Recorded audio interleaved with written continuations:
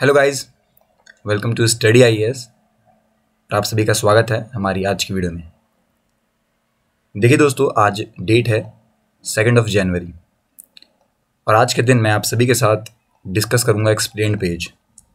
3 article हैं जो कि हम डिस्कस करेंगे। पहला आर्टिकल आपका है ये, जहाँ पे हम लोग रिमोट वोटिंग मशीन के बारे में डिस्कस करेंगे।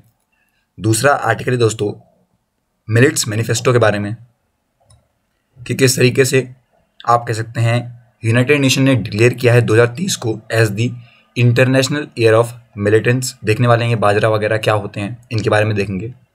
और दोस्तों लास्ट आर्टिकल जो हम लोग डिस्कस करेंगे वो ये है कि आखिर क्यों यहाँ पे जो व्हीकल्स हैं ये आग पकड़ लेते हैं। इंटरेस्टिंग आर्टिकल है, थोड़ा सा आपको पता लगेगा पूरा क्या चल रहा है। वैसे आपको पता है ऋषभ पंत वाला भी जो केस हुआ उसके बाद ये चीज़ें बहुत ज़्यादा न्यूज़ में रही। तो मैं सब कुछ आपके साथ डिस्कस करने वाला हूँ वीडियो में आज की। आप लोग वीडियो में बने रहिएगा। कोई भी डाउट होता है आपको, कोई भी सजेशन है आपके पास, तो इसको आप मुझसे पूछ सकते हैं और बता भी सकते हैं। सो दोस्तों अनअकैडमी आपको प्रोवाइड कर रहा है काफ़ी सारे फीचर्स, काफ़ी सारी फैसिलिटीज़। आप लोग इनका बेनिफिट ले सकते हैं। पिछले 2 सालों से आप लोग हमारा जो रिजल्ट है ये भी देख सकते हैं। अभी आपके लिए ऑफर चल रहा है फर्स्ट वीक ऑफ यहाँ पे जनवरी तक, 6 जनवरी तक ये ऑफर है दोस्तों। इसको आप लोग जल्दी जाइए और अवेल कर लीजिए। 5 जनवरी से आपके जो रफ्तार बैच है, जो कि लास्ट रिवीजन बैच है प्रीलिम्स 2023 का, इसके लिए आप लोग जाके एनरोल कर सकते हैं और बेनिफिट ले सकते हैं। ऐसे ही 2024 के प्रीलिम्स के लिए यहाँ पे जो प्रिपरेशन बैच है ये स्टार्ट हो चुका है। आरंभ बैच 12 जनवरी से स्टार्ट हो जाएगा। अभी जाके एनरोल कर लीजिए। 0% की EMI का आप लोग फायदा उठा सकते हैं। इसका बेनिफिट आपको जरूर होगा। और टेस्ट सीरीज भी आप लोग के लिए अवेलेबल है, जिसका आप लोग बेनिफिट ले सकते हैं हमारा कोड यूज करके, जो कि है स्टडी आईएएस। चलिए शुरू करते हैं अपनी वीडियो को आज और एक एक करके देखते हैं। सबसे पहले हम लोग हमारा जो आर्टिकल है इसको डिस्कस करेंगे, जहाँ पे हम ये देखने वाले हैं कि ये जो रिमोट वोटिंग मशीन है ये कैसे काम करने वाली है। देखिए दोस्तों, बात दरअसल यहाँ पे निकल के आती है जब हमारी इलेक्शन कमीशन ऑफ इंडिया ने पॉलिटिकल पार्टीज को ये बोला कि वो लोग सब अटेंड करेंगे 16 तारीख को, जहाँ पे उन्हें सिखाया जाएगा, डेमोन्स्ट्रेशन होने वाला है प्रोटोटाइप रिमोट वोटिंग मशीन का, RVM का। दोस्तों ये मदद करेगा जो भी माइग्रेट वर्कर हैं अपना वोट दे सकें अपनी होम कॉन्स्टिट्यूएंसी के अंदर। सिटीज़ वगैरह में जो अलग अलग आप कह सकते हैं सिटीज़ में काम करते हैं, अब वो वापस आएंगे यहाँ वोट देंगे, क्योंकि आपको पता है कि आप जहाँ के रहने वाले हैं आपको वहीं वोट देना होता है। अब आप मान लीजिए आप किसी A गांव के हैं और आप रहते हैं किसी B सिटी में, तो अगर आपको वोटिंग देनी है तो you have to go there, तभी आप यहाँ पे जाके वोट दे पाएंगे। और इसमें आप कह सकते हैं लेट डिले वगैरह बहुत कुछ होता है, तो इसीलिए यहाँ पे बोला गया है कि कुछ ऐसा लाया जाए जिनसे कि उनकी वोटिंग वहीं हो जाए, B सिटी के अंदर ही। क्या है ये सिनेरियो, जो भी बातें हैं वो हम डिस्कस करते हैं पहले, ठीक है। मैं थोड़ा सा जूम आउट कर देता हूँ कि आपको ये दिख जाए। ओके, या नो, परफेक्ट। अब ऐसा क्यों हो रहा है, पहला हमारा सवाल है वाई, ऐसा हो क्यों रहा है। देखिए आपको बता दूं मैं कि जिस तरीके से आपको पता है कि पिछले पूरे एक डिकेड में जो रजिस्ट्रेशन है ओवर द वोटर्स, वो आप कह सकते हैं बड़ा है, बेसिकली इंक्रीज हुआ है। ओके, अब हमें यहाँ पे चीज़ें देखने को मिली हैं जो हमारा लास्ट आप कह सकते हैं जो हमारे लास्ट 3 लोकसभा इलेक्शन हुए हैं, वहाँ पे हमें कुछ ऐसी चीज़ें भी देखने को मिली हैं। इसी बात को ध्यान में रखते हुए 28 दिसंबर को EC ने यहाँ पे एक लेटर भेजा, ओके, जिसके अंदर लिखा था कि 67.40 जो है आप कह सकते हैं ऑफ द 91.20 करोड़ जो इलेक्टर्स हैं उनको वोट दिया गया था 2019 के अंदर। और यही नंबर अगर बात करें 2009 के अंदर 58.21 था, और 2014 के अंदर दोस्तों यही नंबर जो था वो 66.45 था। तो आप देख सकते हैं इंक्रीज ही हो रहा है। पहले तो आप देख लीजिए 2009 से तो कुछ भी नहीं हुआ, अब ज़्यादा बेनिफिट यहाँ हमें देखने को मिल रहे हैं। अब देखिए पहले रीज़न ये बताया उन्होंने कि जो इंटरनल माइग्रेशन होते हैं या फिर काफ़ी सारे जो माइग्रेंट्स होते हैं, इन्हें प्रेफर किया जाता है कि वो अपना वोटर ID लेके आएंगे, जो भी उनकी होम कॉन्स्टिट्यूएंसी है वहाँ पे वो आप कह सकते हैं वोट देंगे, और उसमें रजिस्ट्रेशन करवा के उन्हें यहाँ पे आप कह सकते हैं जो भी मतलब ट्रैवल करना पड़ेगा बेसिकली इलेक्शन के दौरान, और ये वगैरह मतलब बहुत कुछ रहता है। अब कुछ लोग ऐसा कर भी नहीं पाते हैं तो वोट भी नहीं हो पाता है, तो उन लोगों की सहूलियत के लिए यहाँ पे ये काम करा गया है। ऐसा नहीं है कि अभी से ये काम चालू हुआ है। 2015 में सुप्रीम कोर्ट ने डायरेक्ट किया था EC को कि वो कुछ ऐसे सॉल्यूशंस ढूंढे जिनके लिए रिमोट वोटिंग करवाई जा सके, और 2016 के अंदर यहाँ पे EC ने फॉर्म कर दी एक कमेटी जो कि इस पूरे इशू को देखती, और उसके बारे में उन्होंने यहाँ पे सॉल्यूशन दिया गया और ये बोला गया कि हम लोग RVM का यूज़ कर सकते हैं, जो कि होगी आपकी कौन सी, रिमोट वोटिंग मशीन। अब ये काम कैसे करने वाला है, देखिए जो प्रोटोटाइप है RVM का उसे डेवलप करा गया है बाय दी EC, साथ मिलकर इलेक्ट्रॉनिक्स कॉर्पोरेशन ऑफ इंडिया ने, जो कि हमारी आप कह सकते हैं कंपनी है under the department of atomic energy. Okay, इन्होंने थोड़ा मॉडिफाई किया जो एग्जिस्टिंग हमारी इलेक्ट्रॉनिक वोटिंग मशीन है, इसको थोड़ा सा मॉडिफाई करके ये काम करा गया।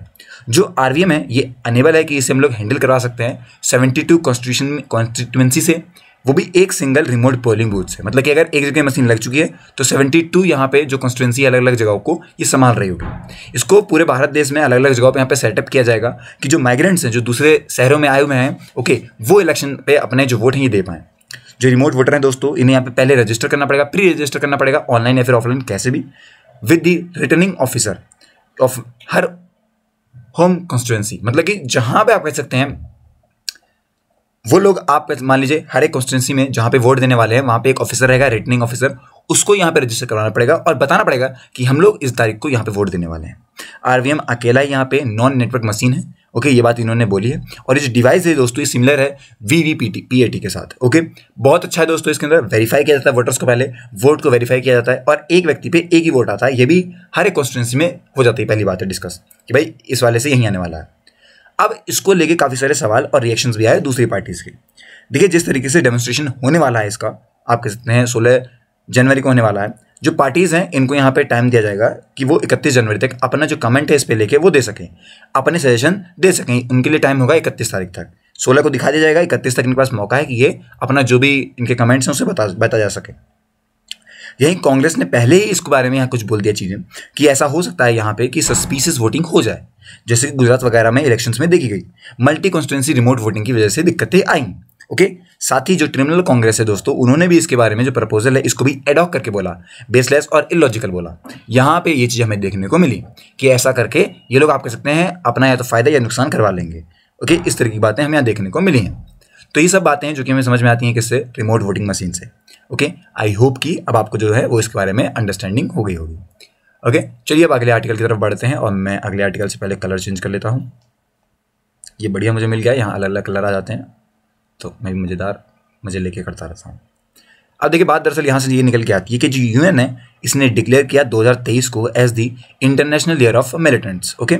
देखिए मैं बता दूँ आप लोग को, पहले ही ये बात समझ में आ जानी चाहिए आपको कि जो इनिशिएटिव है ये हमें देखने मिलता है इंडिया से।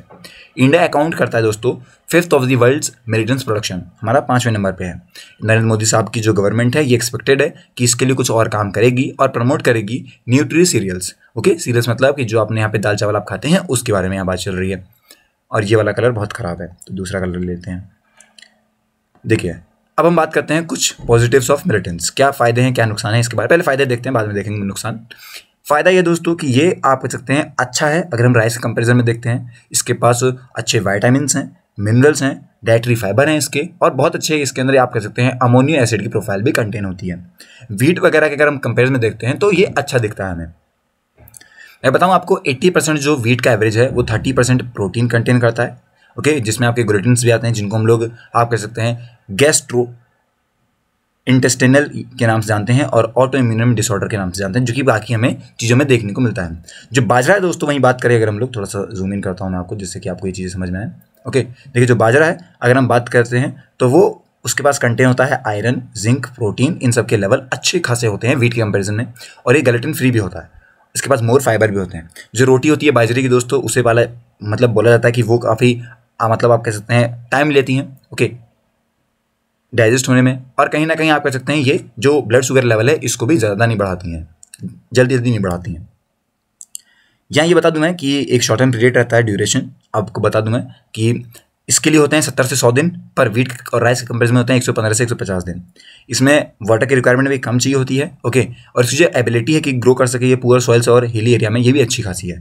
तो इनसे फ़ायदे हैं कुछ हमारे, और हम लोग बहुत आसानी से इन्हें यहाँ पे उगा भी सकते हैं। कई तरीके के होते हैं प्रेजेंट हमारे पास, जैसे कि मैं बता दूँ ज्वार हो गया आपका, रागी हो गया, काडू हो गया, कुटकी हो गया, और कुनकुन चीना हो गया, बेसिकली चौलाई होगी, बेसिकली कुट्टू हो गया, और सनवा। ये सब आप कह सकते हैं, मान सकते हैं, ये सब कॉमन मिलेटेंट्स हैं जो कि हम यूज़ करते हैं। अब कहाँ पे दिक्कत आई और किस तरीके से प्रॉब्लम आई सामने, देखिए दोस्तों अभी भी मैं बताऊँ आपको, जो कंज्यूमर्स हैं अगर हम देखते हैं, जो फार्मर हैं, जो उनकी पहली चॉइस नहीं रहती है, वो लोग राइस और उसकी तरफ ही जाते हैं, वीट की तरफ। जो पुअर हैं अर्बन या रूरल एरिया में, वो राइस और पुअर को आप कह सकते हैं एक अपना एस्पिरेशनल फूड मानते हैं। ग्रीन रेवोल्यूशन आता है दोस्तों, और जो नेशनल फूड सिक्योरिटी एक्ट आया 2013 का, वहाँ पे बताया गया ये जो 2/3 ऑफ इंडिया पॉपुलेशन है ये रिसीव करती है 5 kg वीट और राइस पर person per month at the rate of 2 रुपये और 3 रुपये पर kg के हिसाब से, ओके। अब एक बात और समझ में आती है यहाँ पे कि जो रोटी वगैरह होती है वो ईजी होती है विद वीट, अगर हम देखते हैं मतलब आसानी से बन जाती है। मिलिटेंट के कंपैरिजन में ऐसा होता है क्योंकि जो ग्रेटिन प्रोटीन होता है ये आप कह सकते हैं ड्रॉबैक तो है ही, पर उसके बावजूद ये आप कह सकते हैं रोटी को थोड़ा आसान बना देता है गूंदने में और इन सब काम करने में। जो ब्रेड वगैरह है दोस्तों आप कह सकते हैं ये भी हमें फल भी देखने को मिलता है, और बाजरा और ज्वार से हमें ऐसा कुछ भी देखने को नहीं मिलता है। फार्मर जो है वो दोस्तों लो पर हेक्टेयर यार्ड पे काम करते हैं। जो नेशनल एवरेज है वो रफली हमें 1 टन देखने को मिलता है फॉर ज्वार, 1.5 टन फॉर बाजरा और 1.7 टन फॉर रागी देखने को मिलता है। इसकी कंपेरिजन में दोस्तों अगर हम देखें तो वीट जो है वो 3.5 टन देखने को मिल जाएगी, और जो पैडी में आप कह सकते हैं वो हमें देखने को मिलती है 4 टन।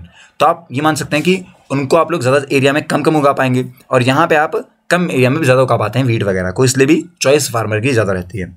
ओके, देखिए एक और बात समझ में आती है कि यहाँ पे अगर हम देखें तो जो मैच्योरिटी पीरियड रहता है वो रहता है 78 से 80 डेज़ का। ओके, और ये दोनों ही आप कह सकते हैं काफ़ी जो डेडली फंगाइल डिजीज होती है इसको प्रोड्यूस कर सकता है। जैसे ही आपको बता दूं मैं कि जो गवर्नमेंट प्रोक्योरमेंट है इसकी एब्सेंस आई थी एट दी MSP, उस टाइम पे पैडी और वीट के बारे में बहुत बहस हुई थी। ओके, अब इस टाइम पे आपको देखने को मिला होगा कि जो बायोफोर्टिफाइड जो बाजरा है ओके वो काफ़ी सूटेबल रहे दोनों ही, पोस्ट मानसून खरीफ के लिए भी और समर के लिए भी, और मस्टर्ड भी आपको यहाँ देखने को मिला फरवरी मार्च के महीने में। तो इनका कल्टीवेशन हमें उस टाइम पे देखने को मिला था। बिटवीन 2003 और 4 और 21 और 22 में अगर हम कंपेयर करें, ये बताएं मैं अगर दोनों की बातें, तो इन्हें दोस्तों जो आउटपुट है हमारा मिलिटेंट का वो फेल हो गया। मतलब की बातें पहले हमारा होता था 21.32 मिलियन टन और अब हो चुका है 15.92 मिलियन टन। ऑलमोस्ट 98% जो यहाँ पे आप कह सकते हैं सीरियल्स है, बाजरा, ज्वार और आप कह सकते हैं जो रागी, यही हमारे उगाए जाते हैं, बाकी बहुत कम आप कह सकते हैं उगाए जाते हैं।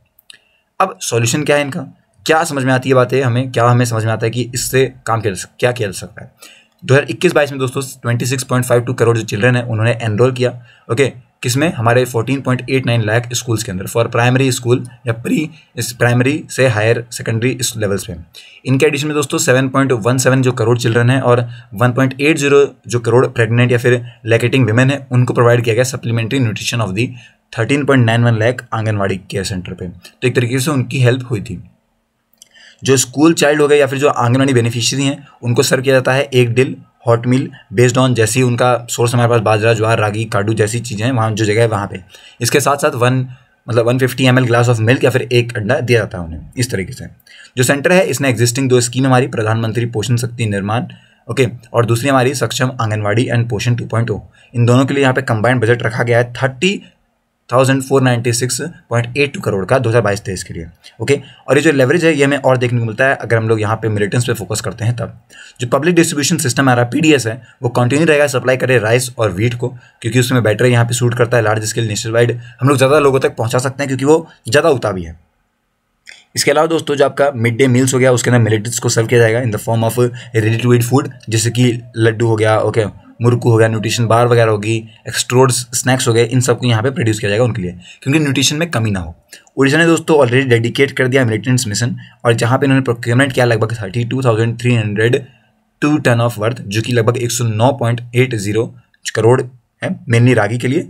ओके, और राजस्थान, उत्तर प्रदेश, हरियाणा ये सब आप कह सकते हैं ऐसा काम कर रहे हैं बाजरा के लिए। जैसे कि जो महाराष्ट्र है ये ज्वार के लिए ऐसा काम कर रही है, कर्नाटक जो है वो भी रागी के लिए, और मध्य प्रदेश जो है वो काडू या फिर कुटकी के लिए काम कर रही है। इस तरीके से हर एक स्टेट जो है वो मिलिटेंट्स की तरफ जा रही है बेसिकली। जो कॉम्बिनेशन है सेंट्रल फंड का विद डिसेंट्रलाइजेशन प्रोक्योरमेंट, इसके साथ लिंक है न्यूट्रिशन गोल्स। और ये स्पेसिफिकली यहाँ पे दोस्तों अगर बात करें तो जो हमारे मतलब स्कूल एज के जो बच्चे हो गए उनके लिए यहाँ पे बहुत ज़्यादा बड़ी अचीवमेंट रहेगी कि उनको राइस और वीट के साथ साथ ये वाली न्यूट्रिशन भी दिए जाएं, जिनसे कि थोड़ी सी जो बेटर कंडीशन है वो हमें यहाँ देखने को मिले। ओके दोस्तों, तो ये था पूरा हमारा आर्टिकल जहाँ पे मैंने आपके साथ डिस्कस किया कि जो मिलिट्स हैं वो उनका मैनिफेस्टो कैसे होने वाला है और किस तरीके से का प्रमोशन, ये भारत की क्या कंडीशन है इसके कंपेरिजन में। ओके, अब देखिए दोस्तों हमारा एक और आर्टिकल आता है जहाँ पे हम आपके साथ डिस्कस करने वाले हैं कि आखिर किस तरीके से यहाँ पे जो व्हीकल्स वगैरह हैं ये फायर कैच कर लेते हैं। देखिए दोस्तों, wicket keeper batsman Rishabh Pant का एक्सीडेंट होता है। ओके, और फ्राइडे मॉर्निंग में उनकी जो कार है उसका क्रैश होता है दिल्ली देहरादून हाईवे पे, आपने पढ़ लिया। ओके, ये आप जानते भी हैं क्योंकि बहुत न्यूज़ में रहा है इस टाइम पे। लेकिन इसके पीछे की बात समझते हैं कि आखिर गाड़ियाँ आग क्यों पकड़ती हैं। अगर हम बताएं आपको एक डेटा के हिसाब से, तो वहाँ बताया गया कि लगभग अगर 5 गाड़ियाँ क्रैश हो रही है तो उसमें से एक जो है ऑन एन एवरेज वो गाड़ी आग पकड़ लेती है इम्पैक्ट के बाद। काफ़ी कॉमनली है क्रैश में अगर गाड़ी आती है तो उसमें आग लगे। ओके, जो पंत की कार थी उसमें भी आग लग गई थी। देखिए दोस्तों, यहाँ पे हमें देखने को मिलता है लैग बिटवीन द इम्पैक्ट और फायर एनगल्फिंग के अंदर। ओके, टाइम में गैप होता है इम्पैक्ट हो चुका है उसके बाद आग लगने में टाइम होता है बेसिकली। जैसे 25 साल के जो क्रिकेटर हैं वो मैनेज हो गए कि वो अपनी गाड़ी से बाहर निकल सकें। उनकी इंजरी भी आई थी, फोरहेड वगैरह कट वगैरह, उन्हें लिगामेंट का टियर हुआ, राइट नी पे इंजरीज आई उनके, राइट रिस्ट पे, एंकल, टो, बैक, मतलब बहुत बुरी कंडीशन रही उनकी। ओके, देखिए लेकिन एक बात और समझ में आती है कि वो बच गए। अब ये आग पकड़ती क्यों है, आग आता कहाँ से है? देखिए दोस्तों, जो इंटरनल कंबंशन है इंजन्स का वो हमें देखने को मिलता है। अब ये दोस्तों आपको बहुत जल्दी कंबस्ट होता है अचानक से, उसकी वजह से आपको फ्लेम्स देखने को मिलते हैं, और जैसे ही गाड़ी का एक्सीडेंट होता है उसमें फ्लेम ऑटोमेटिकली आ जाते हैं। जो फायर है वो रिजल्ट होती है क्योंकि अगर फ्यूल टैंक में कहीं ना कहीं लीक आ रहा है, जो फ्यूल लाइन्स है उसमें पर्टिकुलरली यहाँ पे अगर दिक्कतें आ रही हैं तो छोटी सी जो यहाँ पे आप कह सकते हैं चिंगारी है वो एक आग पकड़ लेती है। क्योंकि यहाँ पे जो फ्यूल है वो फ्लेमेबल मटेरियल है, जैसे कि काफ़ी सारे होते हैं, engine oil, brake oil, lubricants वगैरह, ये सब आग पकड़ने वाली चीज़ें होती हैं। हॉट मेटल अगर हो गया दोस्तों तो वो भी आग पकड़ लेता है, और ये चीज़ें हमें देखने को मिलती हैं। एक और बात ये भी है कि कहीं ना कहीं अगर डिफेक्ट्स आ रहा है व्हीकल के इलेक्ट्रिकल सिस्टम के अंदर, क्योंकि गाड़ी का एक्सीडेंट हुआ है तो बहुत अचानक से यहाँ पे चीज़ें हमें देखने को मिली हैं। ओके, तो हो सकता है शायद उसकी वजह से भी जो फेलियर आ गए इलेक्ट्रिकल, उसकी वजह से प्रॉब्लम हमें देखने को मिल जाए, और इसकी वजह से भी आग लग जाती है कई बार। ये सही चीज़ है कि आप लोग जितना जल्दी, अगर यहाँ पे आग लगी है तो बाहर निकलना ज़्यादा आपके लिए सूटेबल रहता है, क्योंकि अंदर का आपको कुछ नहीं पता कि बॉडी जो है गाड़ी की, उसके अंदर इंजन में क्या चल रहा है। यहाँ पे कोई लीकेज हो गया, बॉडी गर्म है गाड़ी की, तो ये ऑटोमेटिकली आग पकड़ लेगा, और पूरी आग अगर इंजन में लग गई तो आप मान लीजिए गाड़ी में भी आग बहुत आसानी से लग जाएगी। यहाँ पे दोस्तों कुछ इंस्टेंस ऐसे भी होते हैं कि जो एयरबैग वगैरह होते हैं उनकी वजह से आप कह सकते हैं आग पकड़ लेती है, क्योंकि वो अचानक से बाहर निकलते हैं। ओके, और ये चीज़ हमें प्रॉब्लम देखने को मिलती है। कई बार ऐसा हुआ भी है कि एयरबैग में आग लग गई थी, उसकी वजह से गाड़ी में आग लग गई। ओके, अब पैटर्न क्या है फायर का, देखिए मैं अगर बताऊँ आपको, जो फ्यूल टैंक है वो लिंक रहता है फायर के साथ टिपिकली अंडर व्हीकल। ओके, और ये कई बार नॉर्मल भी चीज़ है, क्योंकि उसे इग्नाइट देना ही पड़ता है अचानक से थोड़ी चिंगारी, तभी तो गाड़ी चल पाती है। ओके, अभी इलेक्ट्रिकल फायर अगर आता है तो वहाँ पे अगर आप गाड़ी के अंदर हैं तो यू हैव टू बी, आप कह सकते हैं डाउनवर्ड या आउटवर्ड हिस्से में जाता है, गाड़ी के अंदर सीधा नहीं आग लगती है, बाहर की तरफ पहले आग लगेगी फिर गाड़ी के अंदर लगती है। इस तरीके से हमें चीज़ देखने को मिलती हैं, क्योंकि गाड़ी नीचे से लगती है। अगर आप देखें तो गाड़ी का जो नीचे वाला हिस्सा है वहाँ से आपको यहाँ पे आग देखने को मिलती है पहले, बाद में गाड़ी के अंदर आती है। इस तरीके से यहाँ रहता है। ओके, तो आई होप कि आपको समझ आएगा बेसिकली कि आखिर किस तरीके से जो गाड़ी है वो आग पकड़ती है। तो आई होप आपको मजा आएगा आज की वीडियो में। मैंने कोशिश करी कि आपको सब कुछ समझाऊं, सब कुछ बताऊं और आपकी मदद कर सकूं। आज की वीडियो के लिए दोस्तों इतना ही, मिलते हैं नेक्स्ट वीडियो में, तब तक के लिए have a nice day and take care.